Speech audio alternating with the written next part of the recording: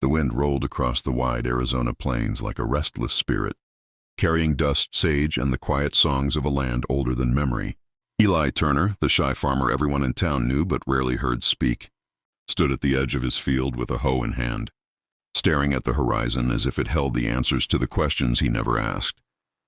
Eli was a man of the earth, soft-spoken, hard-working, gentle in a way the world rarely rewarded. At 33, he lived alone in a cabin built by his late father, tending to soil that didn't always give back what he put in. Folks said he was good, honest, reliable, but they also whispered that he was lonely, maybe too timid to ever build a family of his own. Eli heard those whispers, though he pretended he didn't. He didn't dream big. He didn't expect much. He simply lived each day as it came. But fate, that wild and unpredictable horse, had a different ride planned for him, one that would begin on a hot evening when the sky burned. Gold and a stranger stepped across his land. Eli was collecting the last of the day's tools when he heard the distant, rhythmic sound of hooves, unusual. His farm was tucked several miles from town, and travelers rarely crossed his path unless they were lost. He straightened, wiping sweat from his brow, eyes narrowing as a lone horse approached, and on its back rode a woman so striking, so powerful in presence that for a moment he forgot to breathe. Her posture was regal, strong. Her long black hair streamed behind her like a banner of night against the glowing sunset. Her clothes, leather beads and feathers, marked her unmistakably as Apache. But it was her eyes that held Eli still, dark, fierce, and determined, as though she had traveled through fire for a purpose she refused to let go of. She stopped 10 feet away, looking down at him with a mixture of appraisal and certainty. This was no lost traveler. This was a woman on a mission. Eli swallowed, suddenly very aware of the dust on his clothes and the trembling in his hands. Evenin', he murmured, voice barely audible. The woman dismounted with fluid grace, standing tall and fearless before him. "You are Eli Turner," she said, not as a question, but as fact. Her voice was low, controlled, almost musical in its steadiness. Eli blinked. "Yes, ma'am, I am." "I am Nima," she said, "daughter of Chief Desodahi of the White Mountain Apache." He stiffened. A chief's daughter? On his land? Talking to him? He had no idea what to do with his hands, so he gripped the hoe awkwardly, as though it might anchor him. Nima stepped closer, her gaze unwavering. "I have come for something important. Something only you can give." Eli's heart jumped painfully in his chest. "Only me?" he echoed. "Yes." She stood so. Close, he could see the dust on her cheekbones and the fire in her eyes. "I have watched you. For months." He nearly dropped the hoe. "Watched me? From the ridge above your land. I have seen you work. I have seen your kindness, your patience, your strength of heart." She paused. "These are qualities rare among men." Eli felt his ears burning. No woman, not even the timid girls in town, had ever spoken of him like that. And certainly no Apache woman, let alone a chief's daughter. He tried to steady his breathing, but Nima wasn't finished. "My people are in danger," she said. "Our future depends on strength, honor, and courage. I seek a child, one who will inherit these things." She looked directly into his eyes. "I want a child from you, Eli Turner." Eli froze. The words echoed inside him like thunder in a canyon. "A child? From him?" asked by a woman who looked as though she had ridden out of legend.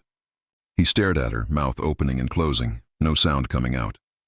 Nima watched him calmly, as though she had just asked him to pass the salt. "Not to father a child." I don't understand," he finally managed, voice cracking. "Why me? I'm just a farmer." "Nothing special. You are exactly what is special." She said it without hesitation. "A man who lives with humility. A man who does not boast. A man who works with his hands and keeps peace in his heart." Eli stepped back, overwhelmed, chest tight. His whole life folks had overlooked him. He wasn't bold. Wasn't handsome in the rugged way cowboys were. Wasn't wealthy. Wasn't socially confident. And now this fierce, breathtaking woman was standing here telling him he was worthy of giving her a child. He rubbed the back of his neck, face flushed. "Ma'am, I mean Nima, this is..." "A mighty big thing to ask." Nima's eyes softened slightly. "My people choose partners based on spirit, not fear. I do not ask you to leave your home or your life, only to help me bring life into the world. A child of honor." Eli felt the earth shift under his feet. He didn't know how to say no. He didn't know how to say yes. His tongue felt tied in knots. "But why would you want a child with someone like me?" he whispered. She stepped closer, and when she spoke it was gentler than before. Because I see your worth even if you do not. Eli's breath caught. No one had ever said that to him. Eli Turner felt as if the world had tilted beneath him. The fading sunlight painted the horizon in long streaks of fire, and he stood in the middle of it, caught between the life he had always known and the future staring him boldly in the face. Nima's presence was overwhelming in the most extraordinary way. She wasn't loud. She wasn't dramatic. She didn't need to be. Her confidence alone could silence storms, and Eli, gentle, quiet Eli, found himself unable to look away from her. Eli Turner, she said softly now, her voice a shade warmer. You carry something rare, a spirit untouched by greed, by cruelty, by arrogance. You live simply, yet your heart is vast. Eli felt heat rush to his ears. No woman had ever spoken about him like this, as if she saw something in him he himself never dared to imagine. I saw you once, Nima continued, her gaze drifting past him as if she were recalling a vision, on a morning when you didn't know anyone was watching. A storm had torn through your land the night before. Many men curse the sky when their work is undone. But you... Her eyes returned to him, steady, deep, unwavering. You stood in the mud, your clothes dripping, and you smiled. You looked up and said, "We'll try again tomorrow." Eli's breath hitched. He remembered that morning clearly. He thought he was completely alone. You were not alone, Nima said. I was on the ridge, and in that moment I knew.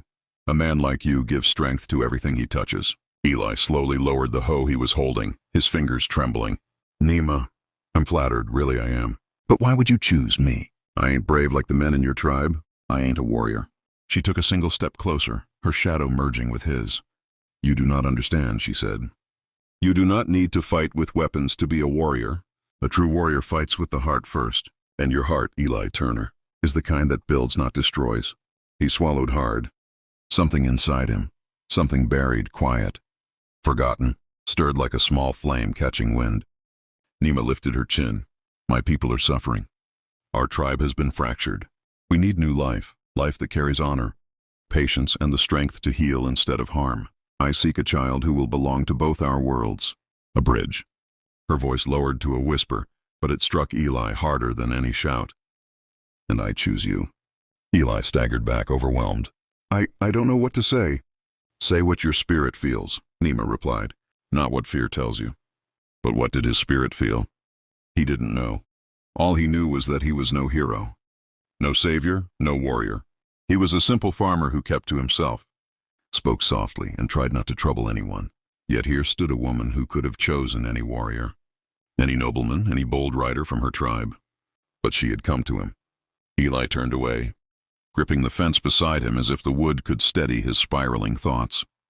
Nima, a child is no small thing. It changes everything. Yes, she said. It changes everything. And that is why I want one who is born of strength, not pride. Of gentleness, not violence. Of humility, not domination. Her voice softened, almost tender. I have seen many men. You are unlike any of them. Eli's throat tightened. I live alone, Nima. I don't know the first thing about raising a child. Then you will learn, she said simply. A man who rises with the sun and speaks kindly to the earth will learn love easily. He blinked rapidly, stunned by how she saw him, not as he believed himself to be, but as he could be. Nima, it's just, I ain't never even been with a woman before. The words slipped out before he could stop them. His face flushed scarlet. Nima's expression changed, not with mockery or surprise, but with understanding. I know, she said quietly.